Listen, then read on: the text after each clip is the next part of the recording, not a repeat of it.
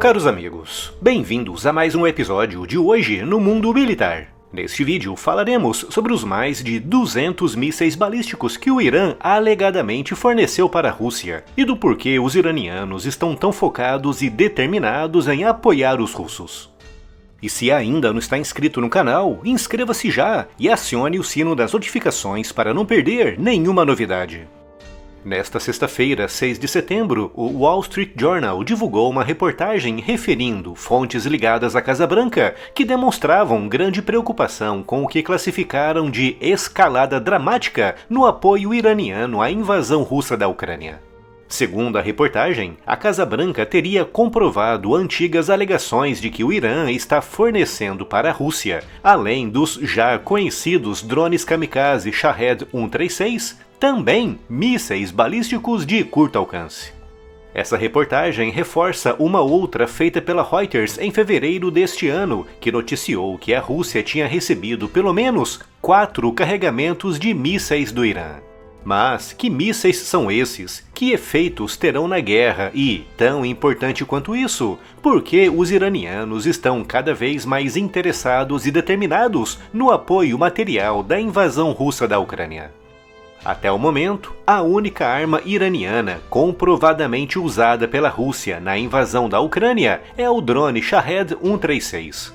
Os iranianos obviamente negam, mas as imagens e, principalmente, os destroços e exemplares quase intactos capturados pelos ucranianos confirmam que a Rússia está usando drones de fabricação iraniana contra alvos ucranianos desde pelo menos setembro de 2022.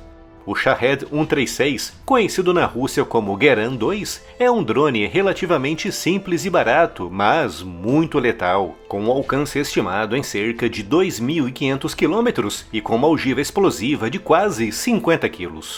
Não tem muita precisão e por isso seu emprego é indicado apenas contra alvos de grandes dimensões, como as cidades ucranianas, o alvo preferencial da Rússia, com os russos lançando dezenas dessas aeronaves a um ritmo praticamente diário.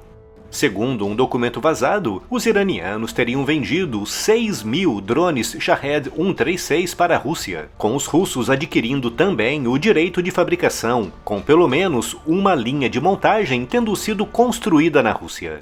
Como são armas comparativamente mais baratas do que os mísseis de cruzeiro, Putin usa esses drones em ataques de larga escala, visando sobrecarregar as defesas ucranianas para aumentar as chances dos seus mísseis atingirem os seus alvos.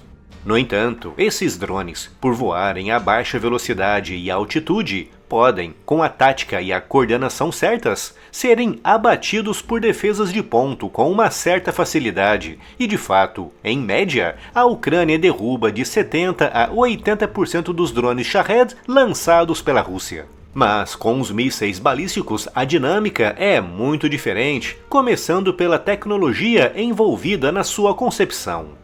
Um drone como o Shahed 136 é impulsionado por um pequeno motor com uma potência estimada em menos de 40 cavalos, já que o seu propósito é ter um elevado alcance, sem se preocupar muito com a velocidade. Mas um míssil balístico é impulsionado por um motor foguete que pode ser de combustível líquido ou sólido, uma tecnologia muito diferente que resulta em um padrão de voo radicalmente diferente. E por causa dessa diferença tecnológica fundamental, um míssil balístico não voa na horizontal como os drones, descrevendo uma trajetória balística que, dependendo do modelo do míssil, pode levá-lo a centenas ou até mesmo a milhares de quilômetros de altitude, atingindo seu alvo em um ângulo de quase 90 graus, a velocidades muito elevadas que dificultam a sua interceptação. E de fato, a única defesa aérea com comprovada eficiência na interceptação de mísseis balísticos é o Patriot norte-americano. Por isso, os mísseis balísticos representam uma grande e importante vantagem tática, principalmente em uma guerra como a invasão russa da Ucrânia.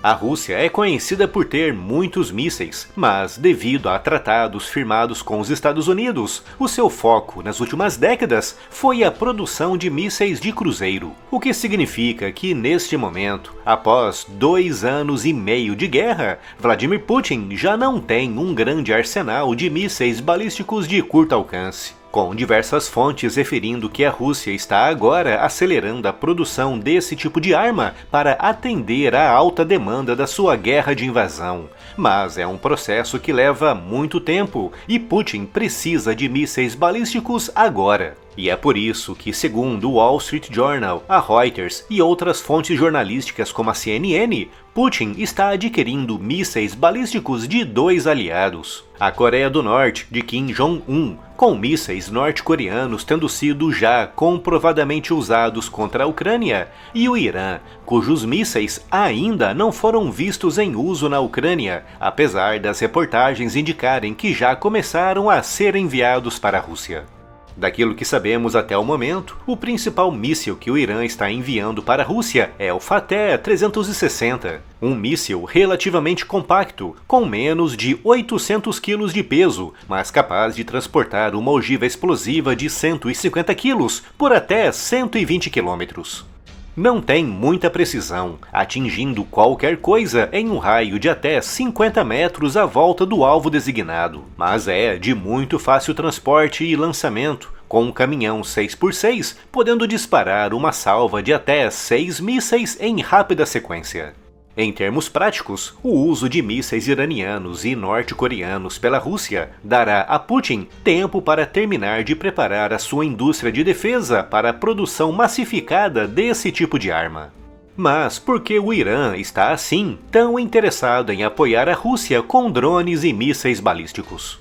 Como sabemos, o Irã é um dos países mais sancionados do mundo, assim como a Rússia. Por isso, só resta ao Irã recorrer à Rússia para desenvolver a sua indústria de defesa e, acima de tudo, o seu programa nuclear, com diversas fontes referindo que todos esses drones e mísseis iranianos estão sendo pagos pela Rússia não com dinheiro, mas sim com tecnologias avançadas em áreas importantes para o Irã, que neste caso é a área nuclear. Com o mesmo acontecendo com a Coreia do Norte, com a diferença dos norte-coreanos estarem mais interessados em tecnologias avançadas de mísseis balísticos intercontinentais de muito longo alcance. Portanto, como podemos ver, são três ditaduras que encontraram, entre elas, grandes pontos de vantagem para a realização de negócios, que no final resultarão em ainda mais destruição na Ucrânia. Siga as notícias e as novidades do mundo militar também no Spotify. Conteúdos novos em formato podcast todos os dias. Siga-nos por lá e leve o conteúdo do canal para onde você for. É só clicar no link que está aqui na descrição.